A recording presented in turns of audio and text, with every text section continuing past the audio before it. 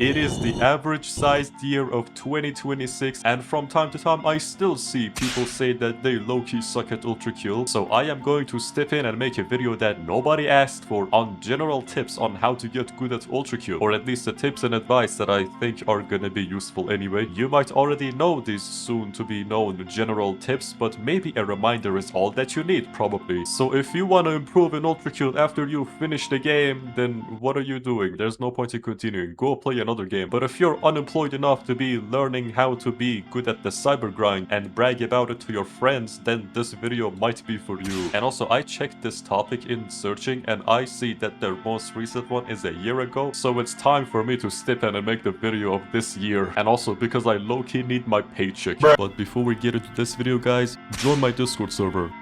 Okay, that's it. Enjoy the video. So here's where the actual video begins. Tip number 1 that I think is gonna help you the most. You need to know V1's capabilities and limits and all the stuff that V1 can do in terms of mobility and avoiding damage and stuff. Mostly you can dash a short distance to avoid taking damage from all sources. You can also slide for mobility, but it's not gonna prevent you from taking damage. It's mostly used to keep your velocity without using stamina. You can also use a dash jump to instantly accelerate yourself and pressing slide momentarily to maintain your velocity, but you can also use sliding to avoid taking damage by dashing and then sliding, and what that does is extending your iframe to way more than you will ever need. So watch this. As long as the wind particles are blue, you're immune. I'm gonna tell you again, when you dash normally the wind particles are white, but when you're dash sliding it's gonna be blue. This indicates your extended iframes, so you can use this to extend your iframes, but only when you're grounded. Keep that in mind. Some other movement thing you can do is slam storage, which you're gonna stick to while you're gonna be falling slowly, right? But you very quickly press control once and then jump, and then when you're grounded jump again and you'll be shot into the stratosphere. You're gonna be very rarely using this, but you can also use it to accelerate yourself without the dashing part to save stamina if you somehow get the time to pull it off in the middle of combat. Oh, and also some other movement tech is a rocket riding. When you have a rocket frozen, you can just jump on it and then start riding, but beware that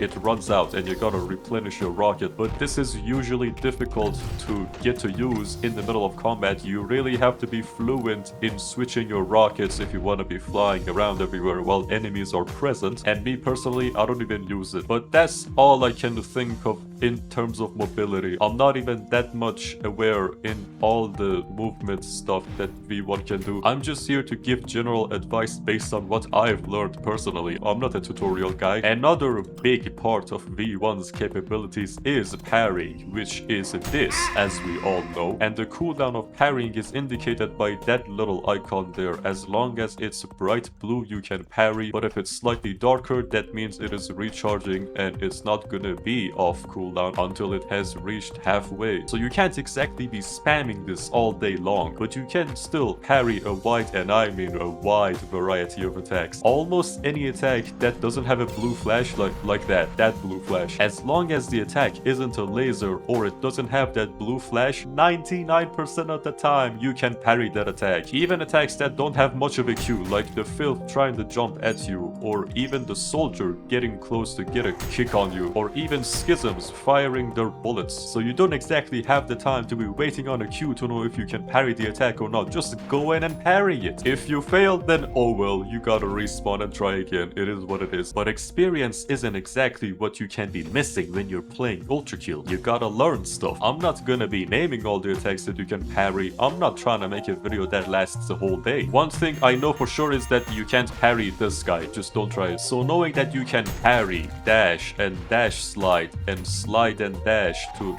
be moving around and not taking damage, you have a pretty good chance of surviving, and that is a good first thing to know. The second thing that I can think of telling you is you need to master the lower difficulties if you want to be tackling the rest of the game. ULTRAKILL is a very accessible game, and it comes in 5 different difficulties already for all kinds of people. Whether this is not your first fast-paced first-person shooter, or maybe it is, you can choose between the hardest or the easiest, and they are really up there in the extremes. Brutal is actually brutal, it lives up to its name. And harmless is actually harmless. Look man, whether you like it or not, harmless is genuinely harmless. You gotta accept that. But that's okay, you can start with that either way to get to learn the game. It is there to be played after all. And trust me when I tell you, you're not gonna get anywhere if you just start with a hard difficulty right off the bat. I've seen a couple exceptions, but exceptions are not the rule. You need to find out what difficulty you can handle at first and then master it, learn the game in there, and then move up from there. And I'm serious about this because you see how it says hard for standard and violent? Even though it says standard is recommended for first time players, it's not recommended for first FPS players. The standard is still pretty difficult. So ULTRAKILL inherently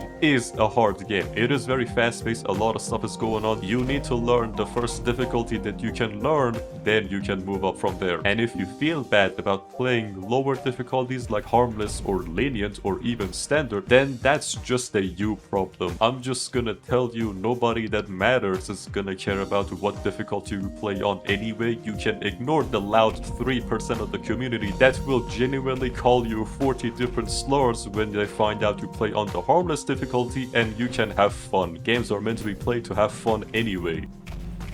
And now that we have talked about the difficulties, let's talk about the next thing. The third thing that I can tell you is practice text and weapon properties in the sandbox. Why do you think you are given a whole sandbox that looks exactly like the one from Gmod, and also an arm that can spawn every enemy? Is because you can practice things here and experiment with basically everything. There even are some cheats at your disposal to make practicing with things easier. For learning text, I for one only ever use the rail coin very often and nothing else. Personally, I never cared enough to learn every tech. I don't play ULTRAKILL that much, but you can. You can go to YouTube and look up ULTRAKILL techs and then learn about them and then come and practice in the sandbox. And also another important thing, you need to learn how to play with every weapon equipped whether you like it or not. Every weapon is useful in its own right, and they are all more than enough to deal with all kinds of appropriate situations that happen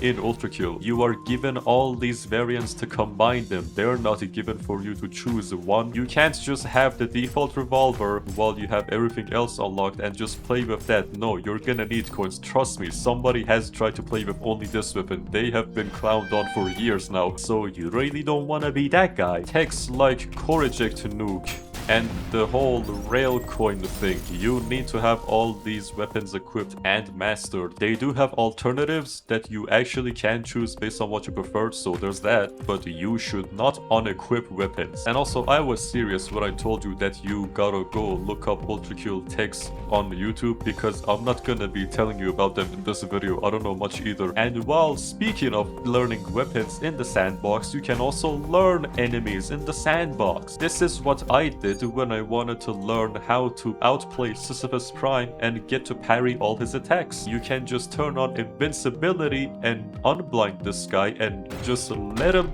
do his moves. You can just let him beat you up, and while doing that, you can watch out for his parryable attacks and go for the parries. You can even try to dodge his barrage of moves, and it's gonna be fine because you're invincible. You're practicing. This is necessary if you want to learn enemies. You can even practice and discover what can one-shot enemies immediately. One, for example, is a mannequin can be one-shot by just a rail cannon shot, and I think it's by just enough damage as well. They're not exactly as fragile as Phil's, and this specific knowledge lets you know that this whole room can be cleared with just one shot.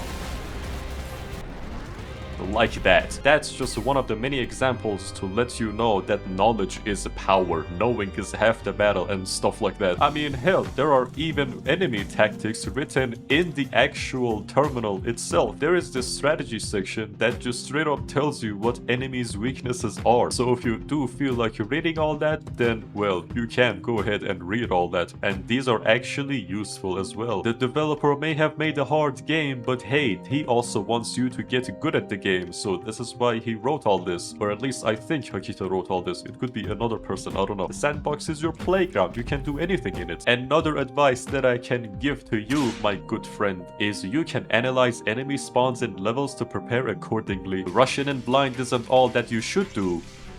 well, it is certainly all that you can do, but as I said before, knowing is half the battle. If you're going for P rank specifically, you need to learn what enemies spawn and what doesn't spawn, what you're gonna be dealing with, what's gonna spawn if you do something specific, and yada yada yada, and enemy weaknesses and stuff. P ranking is another really difficult thing that it requires the utmost performance from you, so you gotta optimize your gameplay to the brim. Hence, if you don't know what enemies are gonna be spawning and you don't know how to deal with them swiftly, then chances are you're gonna be struggling a lot with a P rank. I may not have demonstrated it at the best of my abilities, but you certainly get the idea. Like this Marius here, he was one-shotted immediately after spawn. And another thing that I can tell you that may come in handy is if you happen to be short on style while P ranking, you just have to swap weapons often after just a bit of use. Like you see when you're fighting, you're gonna see that style meter for that weapon or whatever it's called appear under the real style meter, and the more you use it, the less stylish it's gonna get. If it's dull, it's not gonna be given any style at all. You need to switch,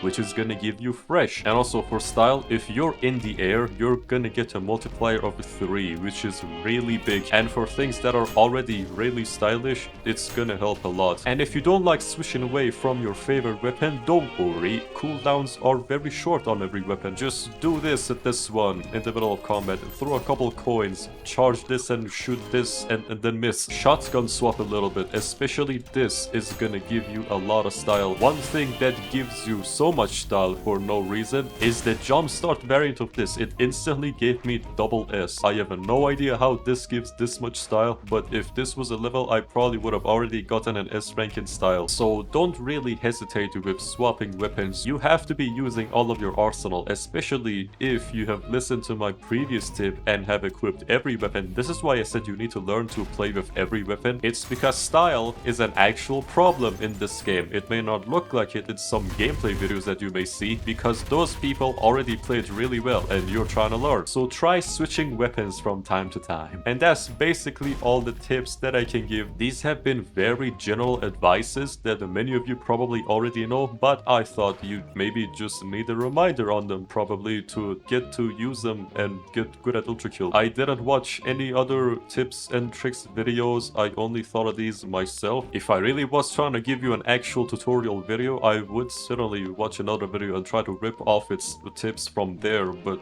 I'm not doing all that. I'm too lazy. So let me know if these tips are gonna help you in the future, maybe years later after you have watched this and you're coming back to this and tell me, wow, Aryan, this video was really cool. It helped me a lot. It helped me get good at ULTRAKILL. It was really good. It was so well made. You're a good guy. You're a really good guy for making this video. Thank you for making this video. So if you got this far in this video, guys, thank you so much for watching. Leave a like if you liked it, or maybe even comment or subscribe if you want to see more of these videos, and I will see you in the next video. Take care.